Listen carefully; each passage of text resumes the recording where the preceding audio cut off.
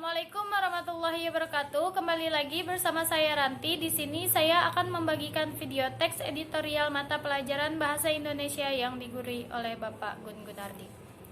Sebelum kalian nonton video ini, jangan lupa untuk like, comment, and subscribe ya. Terima kasih.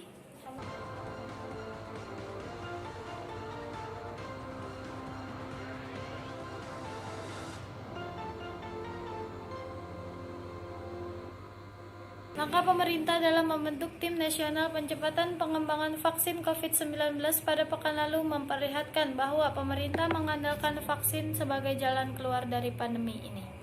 Tim yang terdiri dari sederet menteri, lembaga riset, perguruan tinggi, serta Badan Pengawas Obat dan Makanan atau BPOM akan bertugas hingga tanggal 31 Desember pada tahun ini. Namun terdapat sejumlah masalah mendasar dari kebijakan pemerintah tersebut. Pertama, tugas dan fungsinya dapat tumpang tindih dengan Komite Penanganan COVID-19 dan Pemulihan Ekonomi Nasional yang sudah dibentuk oleh Presiden. Kedua, keberadaan tim tersebut juga berpotensi berbenturan dengan tugas konsorsium riset. Selain itu, ruang lingkup ini tidak terlalu jelas. Pembuatan vaksin yang pastinya memerlukan waktu yang tidak sedikit dan tidak boleh terburu-buru.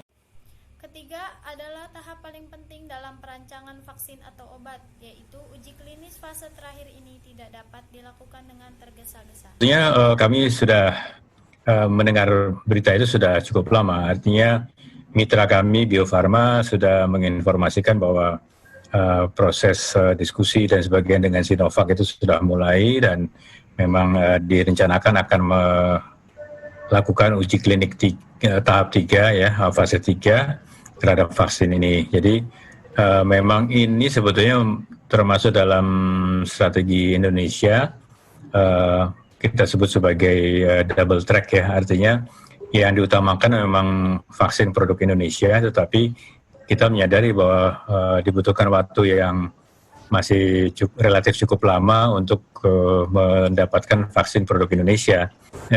Adanya vaksin Sinovac ini kalau memang sesuai, nanti uji kliniknya bagus, dia bisa mengisi kekosongan sementara kebutuhan vaksin COVID-19 ini di Indonesia. Dan kita di sisi lain tidak bisa menggantungkan kepada vaksin luar negeri, karena suplainya juga tidak mungkin memenuhi kebutuhan vaksin Indonesia yang penduduknya jumlahnya besar.